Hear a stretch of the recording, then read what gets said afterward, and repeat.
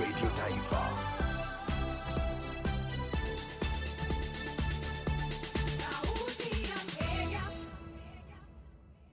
On KBC Channel 1. Let me answer that, Father. She wasn't alone in this. She just hatched the plan. There was someone else involved who executed it. Who was the person to take away the box? Who was it? Queen Mother Helena and Siama. There is only one such person around who can sympathize with the Greeks. And that person is Queen Mother Helena.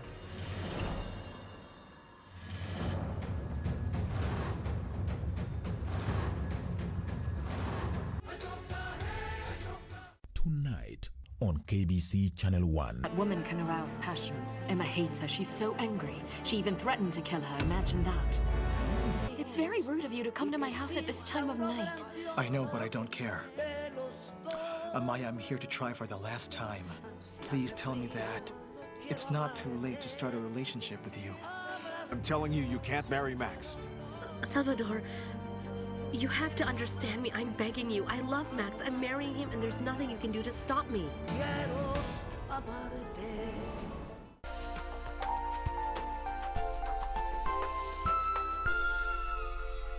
This weekend on KBC Channel 1. I am too young and handsome to die at this age. You are never driving me again in your vehicle. You almost made me puke my intestine. Hi, Farah, come on. What do you expect from us? Jesse, what are you doing? Nothing. Nothing. That doesn't look like nothing. But that is what my heart is telling me too. You better tell your heart to shut up. Mama Kenyanjui, you're back, eh? Kwani nilikuwa nikuja nikutafute nikuhabarisha. I see what is happening here. Like mother, like son, opportunistic people. This is enough. Please, out. I will report you to women rights. Go ahead. Report. Ikonini. Classmates, every Saturday on KBC. My name is Flint Lockwood, and I've always wanted to invent something awesome. Hair on Balder!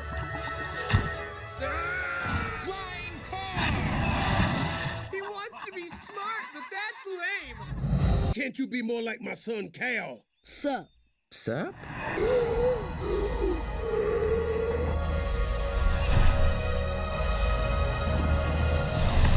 It really works! I love it! Mamma mia. Cloudy with a chance of meatballs.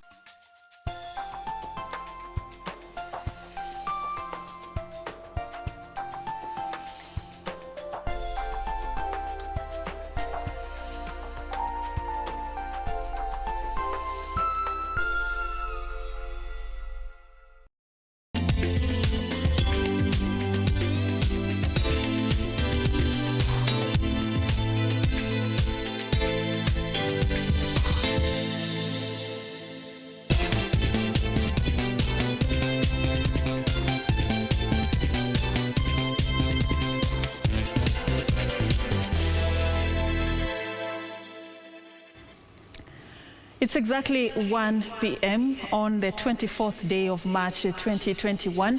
A very good afternoon. You're just in time for the latest on KBC Channel 1 Lunchtime News.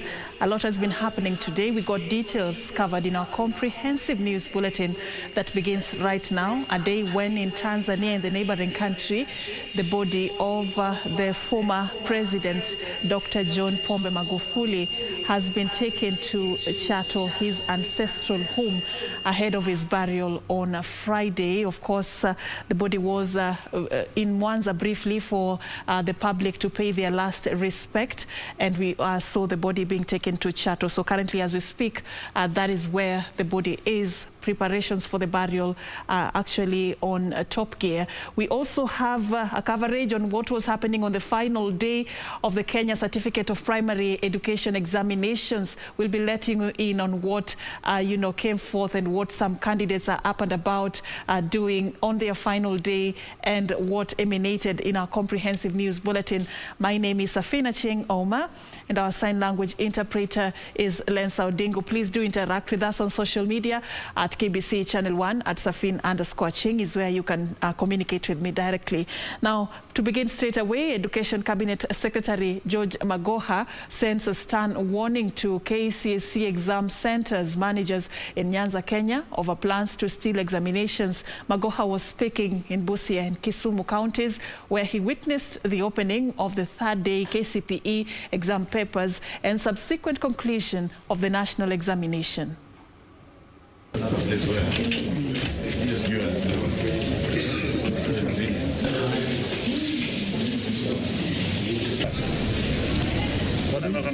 Let me warn again for the last time that as we go to the KCSE examination, we are following up quite a number of cheeky center managers together with their collaborators. And I would have this to say that the integrity of the examination shall be protected at any cost. So if you think that you are bold enough, whether you are from Homa Bay or from Migori or from Isebania or even from Kisii, my warning to you is that you stop confusing our children. We are not scaring the children, we are protecting them. There are people who are planning to hire university students to go and sit for examinations in certain parts of this country. Let me just say that we are watching you. They think they are very advanced because they may even have interfered with the photographs, but it shall not happen under our guard.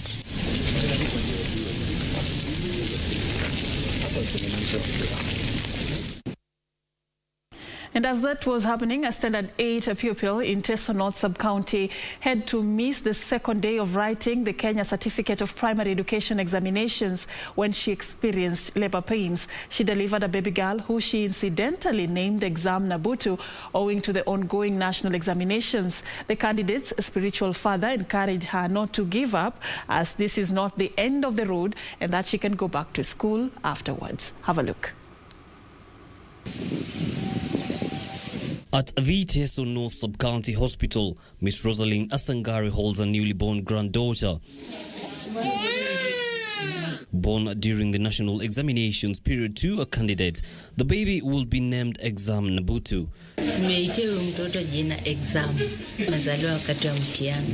The grandmother says the candidate developed labor pains on the second day and successfully gave birth to a healthy baby.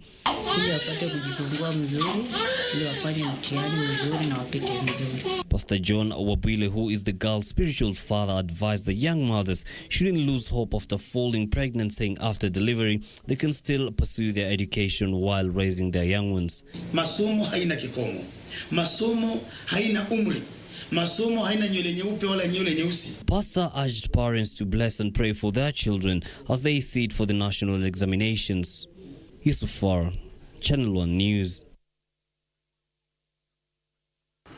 Welcome to the World Baby Exam. Congratulations to the new mother. Now on to other matters. Masai Mara University is set to begin producing sanitary towels and masks after receiving 7 sewing machines. Speaking after receiving the donation, Masai Mara University Acting Vice Chancellor Professor Kiche Magak said the new venture will be a game changer to the students and the surrounding community who will be training within the university. Local girls, according to Magak, will benefit more from the pads. Narok has been ranked as one of the counties with the highest school dropouts, especially girls dropping out due to lack of sanitary towels. We get 5 girls from the community to train them to use these machines. That is a transformation. The age where universities are ivory towers is gone.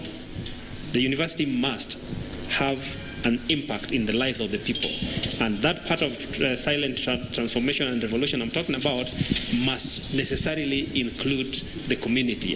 It is a journey we have begun today.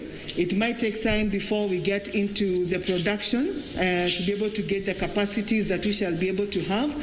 But we are very proud that it is beginning today. We have received sewing machines, and our main focus for these sewing machines is that we'd like to be producing sanitary towels that can be of great use to our girls, either within the university or in our environs.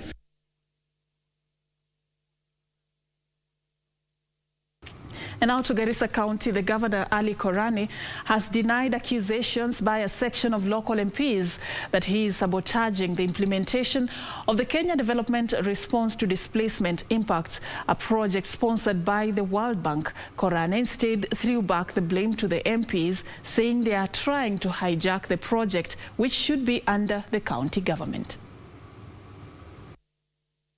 On Monday, the legislators Mohamed Dahie of Dadaab, Mohamed Iri of Lagdera and Abdikarim Osman of Fafi accused the county government of demanding to be the signatories of bank accounts for the fund, claiming it is a way to deny locals the much-needed service.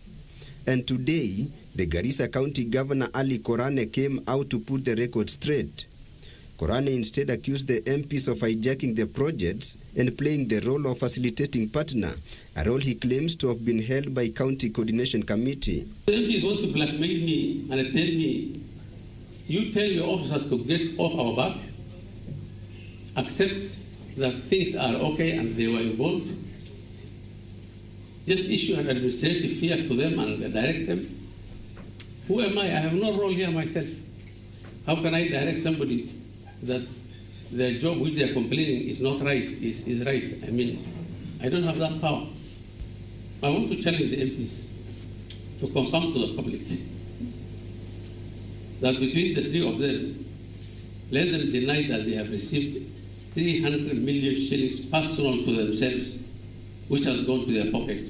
KDRDIP program was started in 2017 in Garissa, Wajir and Turkana counties that have been hosting refugees living devastating effects on both environment, economy and social well-being of the host communities.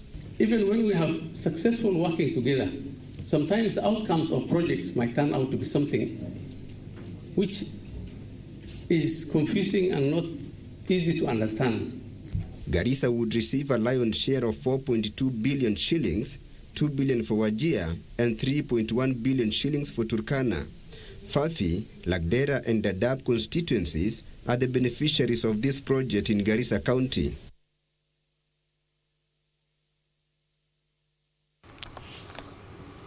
Now, moving on, residents of Timboni area in Malindi sub-county have accused the local security officers of protecting a land grabber.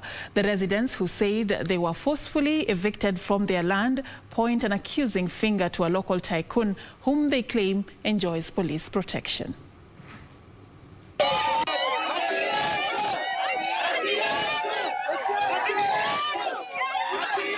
Carrying placards and singing songs of justice, the residents accused a Malindi tycoon, one Naji Said, of allegedly using the police to harass them and evict them from their land. Ali Mohaso, one of the residents who doubles as a spokesman of the Timboni area, condemned what he termed as the injustices being done by the tycoons to locals. Ni kwa nini tuje tutendewe vitendo vya uhalifu katika shamba hili, jamii wa Timboni wahangaishwe, nyumba zivunje, watoto watoseke, mtu hana pa kulala, pa kupata riski ni pale pale tunapopata riski tunavunja kokoto zetu hapa. Imekuwa haiwezekani kufanya mambo yetu hapa. Kwa hivyo tunalani kitendo hichi cha OCS wa Malindi kushirikiana na bwenyenye huyu anayeitwa Saidi Naji. Jina lingine alipewa la kiheshimiwa kama Profesa Naji, lakini tunashangaa na matendo yake anayoyafanya ni ya kinyama. Changawa Fondo, an elderly man, says he has lived on the land for decades. Remarks echoed by another resident, Elizabeth Ngumbao, who claimed police used tear gas to force them out of the land. Miaka 45 sisi tunakaa hapa na hatuwezi kufukuzwa na mtu, lakini bwenyenye huyu aliingia kwa marinaji ndio sasa anatufukuza pahali hapa, na sisi tunafuga watoto wetu hapa na kazi zote za kwetu tunafanya hapa mjini. Saa 6 wakatuangushele tear gas, macho yanawasha.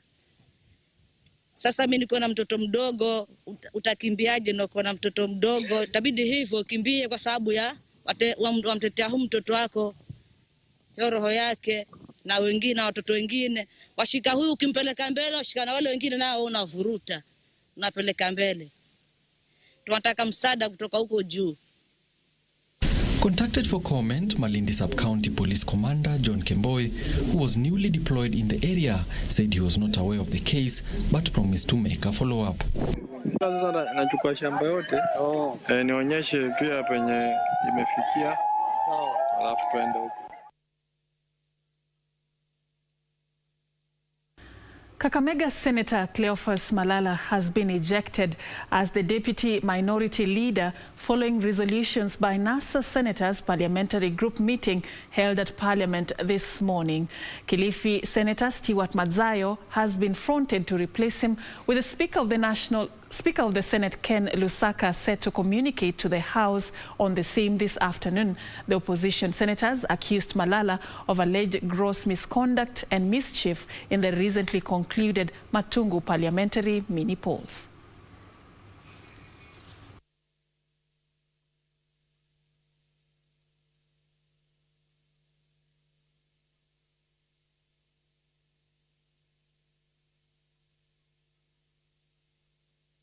To Nakuru County, over 300 families from low-income areas in Nakuru's Kanyon and Kisulisuli estates have benefited from food and household donations from well-wishers.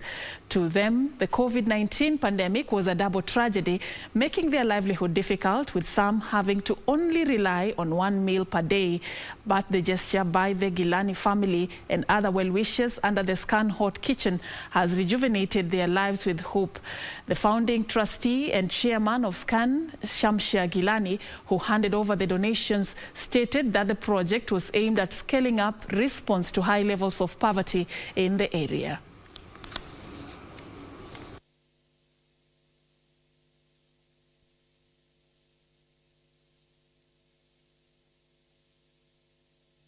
Kwa majina naitwa Ruth Wairimo.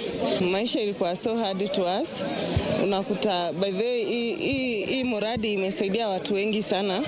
Wenye hawakuwa, sometimes unajikuta lunch hujakula, sapa hujajua kwenye utaendelea kukula, but tangu wakuje tumeshiba, tuko sawa, tunashukuru.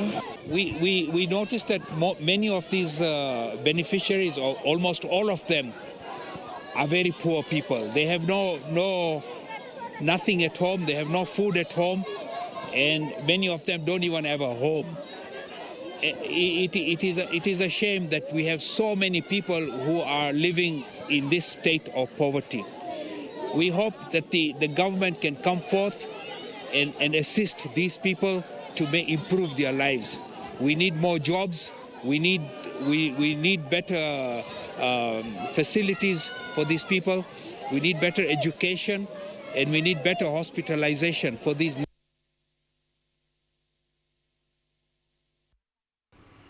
And in the neighboring country of Uganda, the authorities have arrested 4 people suspected of killing 6 lions in one of the country's most famous parks. The lions were found dead and mutilated last Friday, and their bodies surrounded by dead vultures in Queen Elizabeth National Park. Have a look.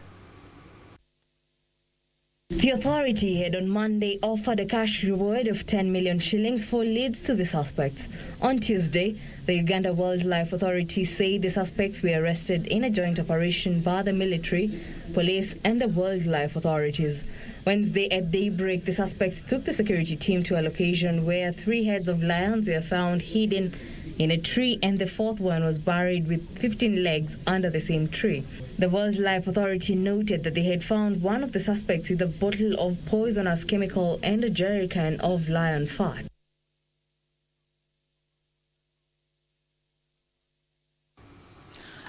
And on that note, we are going to be taking a very short break. We still have more coming up on the other side, so stay with us and continue engaging us on social media at KBC Channel 1 at Serfine _Achieng. See you after the break.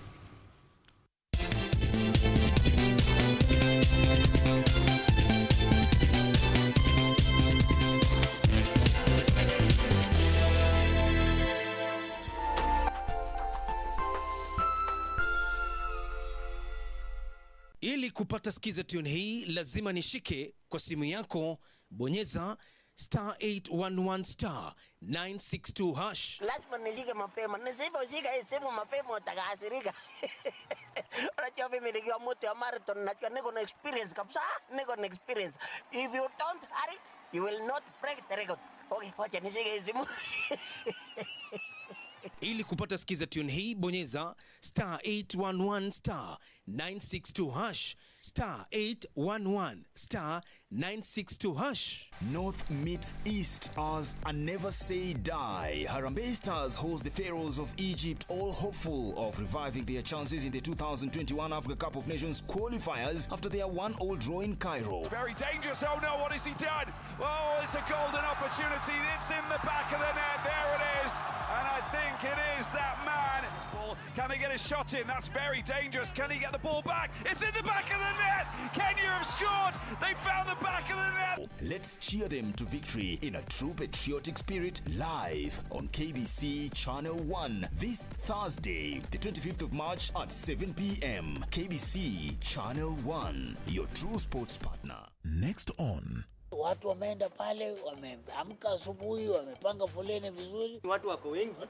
Nilikuwa nakwambia uje mapema. Hakuna haja tupange line si wote. Wewe tu nilipia alafu utaleta huko tafatana huko na ofisi. Na nusu. Acha nihudumiwe nimaliziwe niende. Unamaliziwa na ngoja unamaliziwa kwani si pia hataki kumaliziwa. Yaani uko hapo? Yaani kwenye line. Sasa hii ni maneno gani tena? Ni nini inaendelea hapa? Ama line inaanzia huko pia mimi niende nikasimama huko nyuma. Wewe mzee hapana bwana. Unajua wengine tumepanda mabasi. Kwa hakika hii ni tabia ambayo inauzi sana. Tonight on KBC Channel 1. Black people rise up, God knows.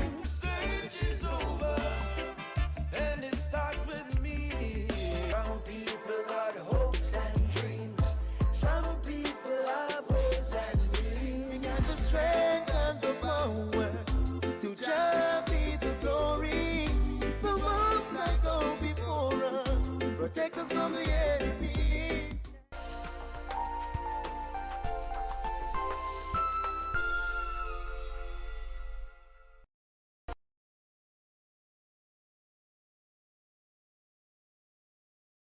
Next on.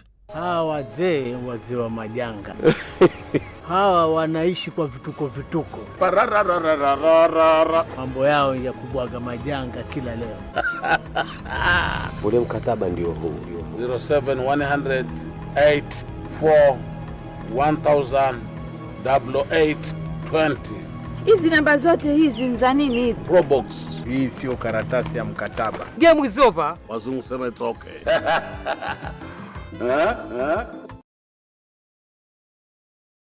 Next on.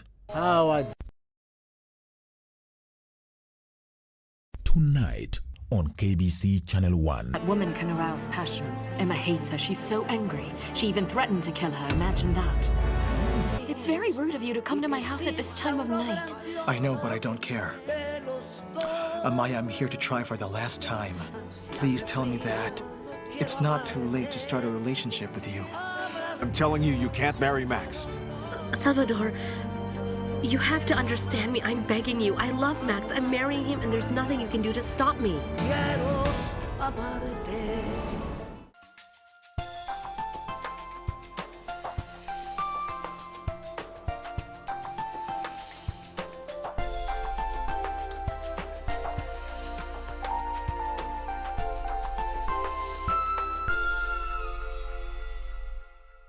Lockwood, and I've always wanted to invent something awesome.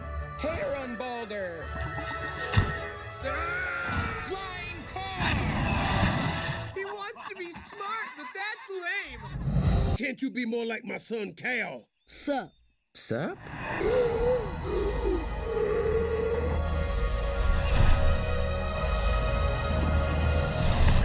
It really works!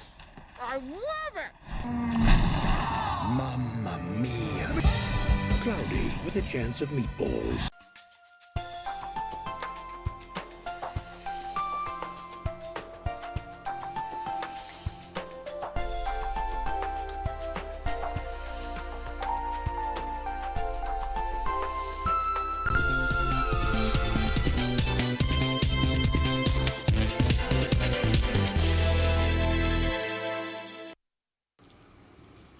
Welcome back and thank you so much for staying with us. Now let's keep updating you. Interior Cabinet Secretary Fred Matiang'i has called for political leaders to foster peace and stability ahead of the referendum and the 2022 general elections. Matiang'i was speaking after a consultative meeting with the National Council of Churches of Kenya leaders in Limuru.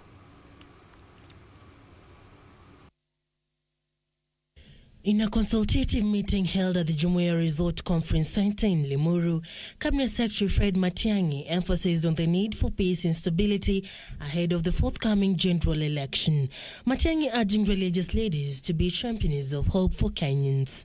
We will now have a new infrastructure where throughout our national government administration framework, from the regional commissioners, security teams, all the way down to the grassroots, we will build a collaboration with them, so that we have constant conversations and dialogue to ensure that our country remains peaceful and secure and stable, even as we go through these national exercises that we'll carry out. NCCK Secretary General Chris Kinyanjui called on the need to end divisive politics and have the country move forward as one people. And as we go to that process, we wanted the assurance that this process is going to be peaceful, is going to be safe, and is not going to displace anybody from their homes, and is not going to bring instability in our country. For Channel 1 News, I'm Serfine Robbie. And coming back to Nairobi, the government has handed over 170 locally acquired hospital beds to 14 counties. Each hospital will get 10 beds, with Nairobi getting 40 beds. Speaking during the event, Industrialization and Trade Cabinet Secretary Betty Maina said that the government was moving to source locally manufactured goods to uplift the livelihoods of Kenyans. Now, Maina was speaking during this particular function where the PS also emphasized the need to buy Kenya and build Kenya.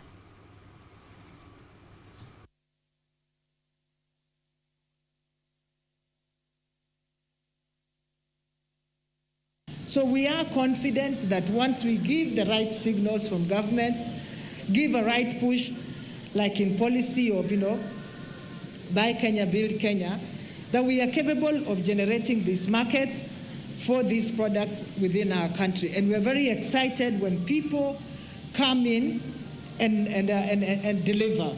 We are here today to demonstrate to the young people that we can actually use the young people, we can actually manufacture things here, and the government can actually buy them. And that is what we are here to do. And this to serve as a lesson to the other young people that should you have your skill, should you have the ability to do work by yourself, use the opportunities that exist in government to be able to earn a living and make money for yourself. We will do everything possible to ensure that those young people that have good ideas are granted the opportunity also, not only to make what they have, but also to ensure it is showcased to the consumers and their opportunity is actually born with some good fruits, as we have witnessed here today.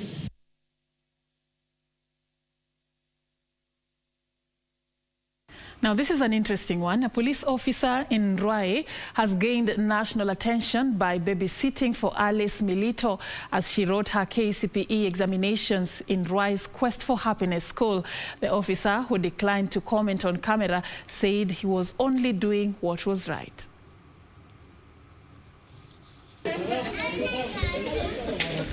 Alice Milito, a Class 8 pupil at Quest for Happiness School in Ruai, Nairobi, arrives to sit for her Kiswahili exam. Her baby Victor Nyakaia clutched gently in her hand. But as she concentrates on her exam, an officer stationed at her school takes the baby, an act that has warmed the heart of many. He rocks the baby gently in one hand, his firearm in the other, as he keeps watch for security at the school. But he fell in love with this baby. He has been carrying the baby. He has been so proud of the baby. You know, that is again building self-esteem to this mother who became expectant. Alice Milito The girls her age got pregnant during the extended break that was brought by the coronavirus, something her teachers believes should not be held against her.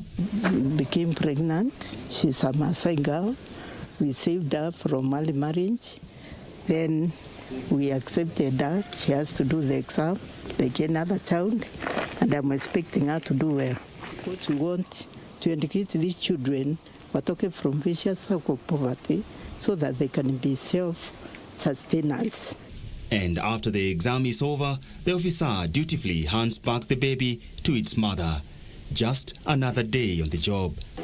Tulipata mtu wa kutusaidia kusomesha up to class 8, and we really want you to help me so that I can learn high school until Form 4 and get a good job, and I want to learn like others. Being expectant is not a crime.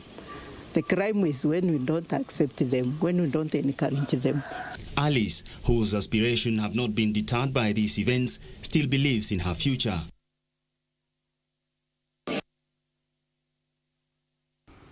It's called going beyond the line of duty. Kudos to that policeman, babysitting policeman.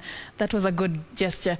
Now, on to some unfortunate news. 2 people have been reported dead, while 10 others have sustained serious injuries after a Mandera-bound bus ran over an improvised explosive device that had been planted along the Arabia-Lafey Road.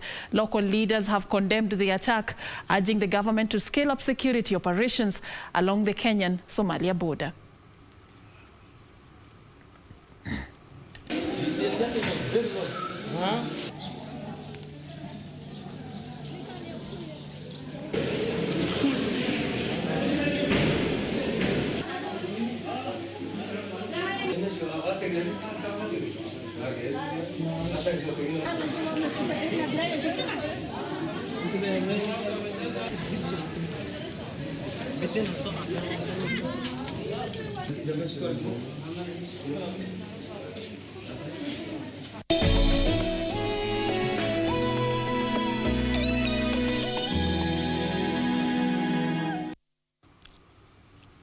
Now let's cross the borders. Israeli Prime Minister Benjamin Netanyahu could struggle to secure enough seats to stay in power in complete results from Tuesday's election show. With nearly 90% of the votes counted, his right-wing bloc is 8 seats short of the threshold to form a government. Now, a rival right-wing party would so far add another 7 seats if it throws its weight behind Mr. Netanyahu. The final results, among other things, determine the course of Israel's relations with the Palestinians. Netanyahu, Israel's longest-serving leader, has promised to form a right-wing government led by his Likud party. A smaller right-wing party, Yamina, led by former Netanyahu loyalist Naftali Bennett, could hold the balance of power but has not explicitly declared whether it will support the PM's efforts to form a government or those of opposition parties wanting to remove him.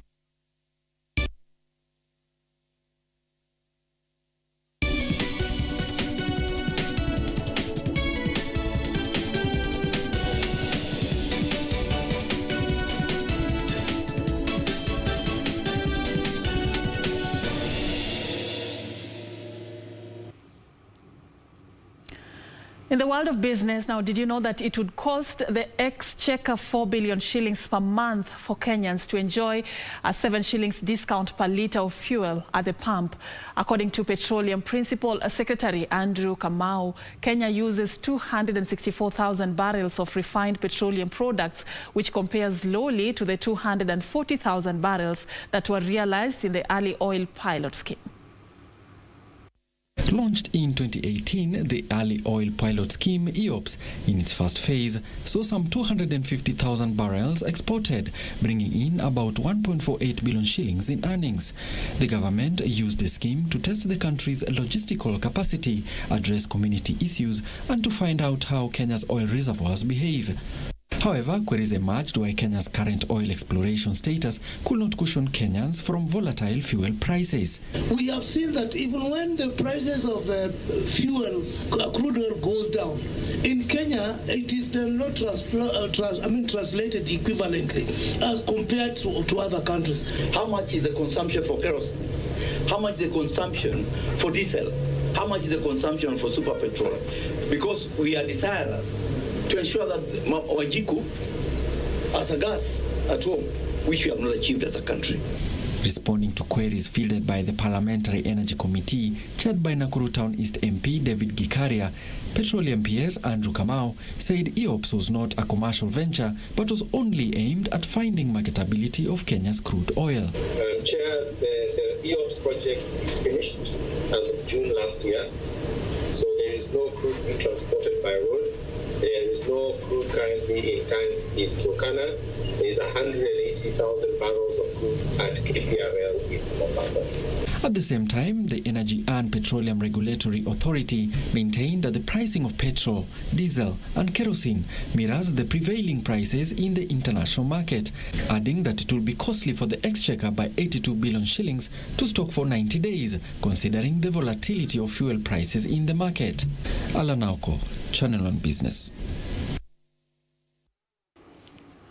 Now, elsewhere in the African continent, Northam Platinum Company has been directed to stop racist mentality and allow South African employees and investors to hold equity in the company, reversing decades of exclusion under apartheid rule. Details of this and other stories from the African continent. Northam on Tuesday cleared that it will buy back all preference shares from its black economic empowerment vehicle Zambezi Platinum 4 years ahead of its 10-year maturation date buyback to boost its investment in the country. The nearly $135.58 million transaction will offer 16% premium for the Zambezi preference share and will also include an overall, as it had been buying back Zambezi preference shares from institutional shareholders to reduce its own preference share dividend expense, liability, and potential financial exposure under the guarantee it gives to its shareholders. Meanwhile, the government of Rwanda has partnered with UNICEF and Airtel to launch the Internet of Good Things in Rwanda, an innovative digital platform with information and resources which provides better and healthier living. This move is aimed at aiding communities and individuals across Rwanda access life-saving information about communicable diseases like COVID-19, sexual and gender-based violence, early and unintended pregnancies, as well as HIV/AIDS. Finally, the ice cream brand Magnum Company in Côte d'Ivoire is set to plant 465,000 trees in Arena area. They will be planted to mark the International Day of Forest. Alongside its tree planting efforts, Magnum has unveiled a unique arts as well as radio program collaboration aimed at engaging local communities to work alongside them to protect and restore biodiverse forest habitats, forming part of the Unilever's 2025 cocoa strategy.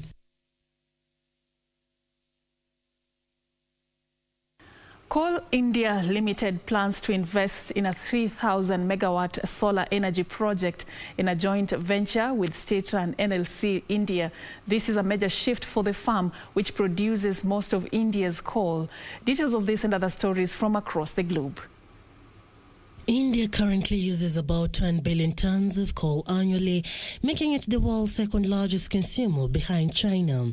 SAIL is by far the country's biggest producer, with the company aiming to produce 710 million tons of coal in 2020-2021, according to India's coal ministry. The ministry's solar project with NLC India will be worth $1.73 billion, with SAIL expected to invest roughly half of that figure by 2024. Meanwhile, China's biggest car maker, Geely, is launching a premium electric car brand it hopes will take on Tesla.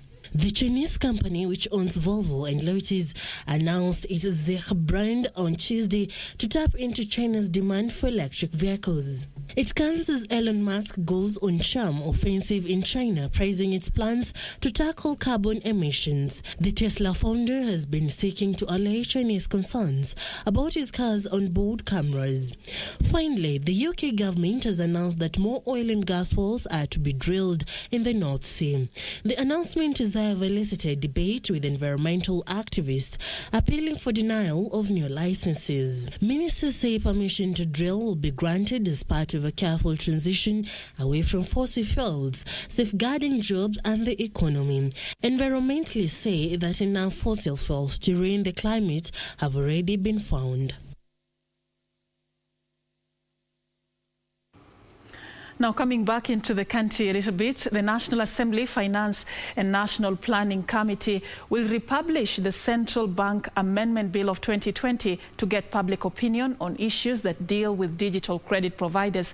The move follows the death of Bonchari Member of Parliament John Oro Yonka, who sponsored the bill, according to the committee chairperson Gladys Wanga. This comes as a report by the PricewaterhouseCoopers shows regulations which are focused on consumers' protection will ensure the growth of digital lending environment in the country amid calls to curb predatory lending.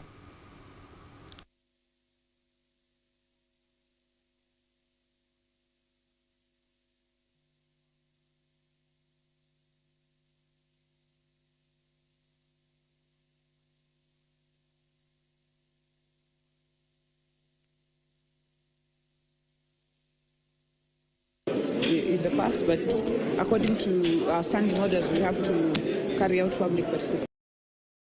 We are happy to, engage with all stakeholders on this matter. As we said, as both the Digital Lenders Association and also the regulators and other stakeholders have alluded, there are challenges. There is a silver lining on innovation in fintech, but there's also challenges. The challenges include over-indebtedness by our populace, include the fact that there's no data protection for clients, include the risk for money laundering and so on. The regulatory framework should protect the consumer from harm. In that same regard, we should ensure that because we are going into more digital economies and a digital world, we don't stifle innovation, right? And that's what's important. So it's finding that right balance between protecting the consumer from harm and ensuring that we can continue innovating as fast as we do right now.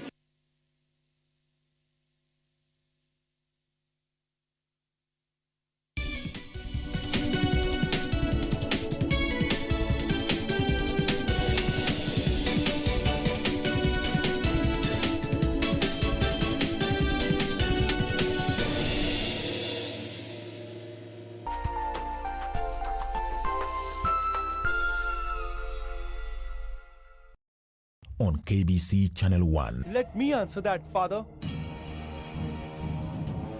She wasn't alone in this. She just hatched the plan.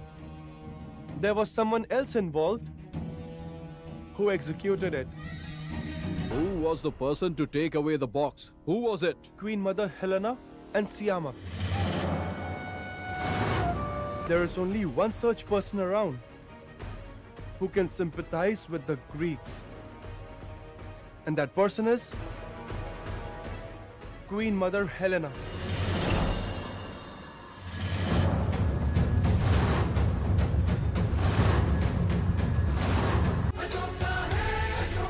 Tonight on KBC Channel 1. That woman can arouse passions. Emma hates her. She's so angry. She even threatened to kill her. Imagine that. It's very rude of you to come to my house at this time of night. I know, but I don't care. Amaya, I'm here to try for the last time. Please tell me that it's not too late to start a relationship with you. I'm telling you, you can't marry Max. Salvador, you have to understand me. I'm begging you. I love Max. I'm marrying him, and there's nothing you can do to stop me.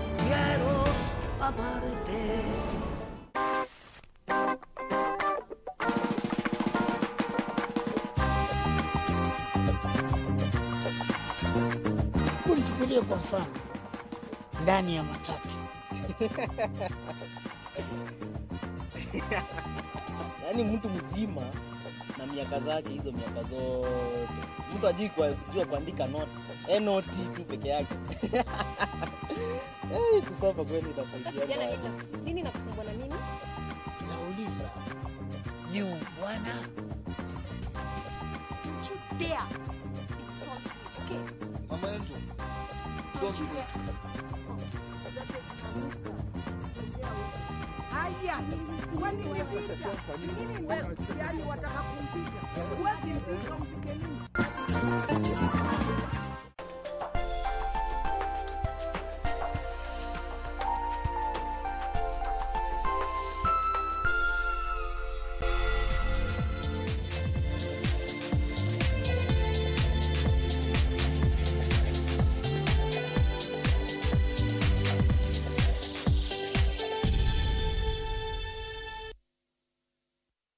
Now crossing over into the world of sports, the Egypt national team jetted into the country last night ahead of their clash against Kenya in the 2021 Africa Cup of Nations qualifiers.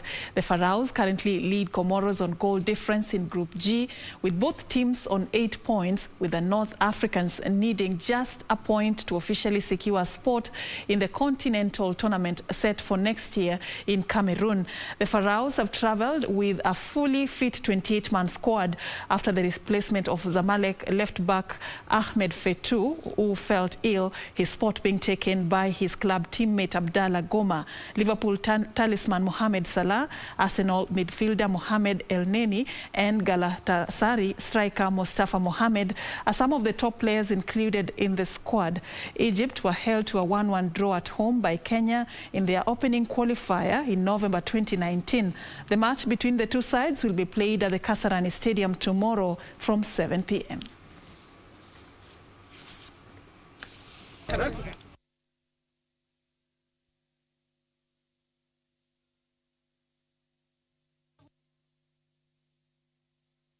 The European nation begins today with a series of World Cup qualifiers on card. World champions France will kick off their title defense against Ukraine, who are out to qualify for the global showpiece for the first time since 2006, while Wales will be away to Belgium. Champions France take the first step towards defending the World Cup crown today when they welcome Ukraine to the Stade de France in Group D. The host will be eyeing a comfortable route to Qatar over the next year, while Ukraine are bidding to qualify for the finals for the first time since 2006. France and Ukraine last met as recently as October 2020, and Andrei Shevchenko's men was simply swept aside by the world champions on that occasion as the Didier Deschamps side stormed to a 7-1 win in a friendly match. Meanwhile, Portugal kick off their qualifying campaign when they play against Azerbaijan in Group A at the Allianz Stadium in Turin. Fernando Santos' men will be aiming to progress to the finals for the 6th time running, while Azerbaijan are bidding to qualify as an independent nation for the first time in their history. Elsewhere, Belgium will be seeking some revenge against Wales when they kick off their qualifying at Den Tref in Leuven.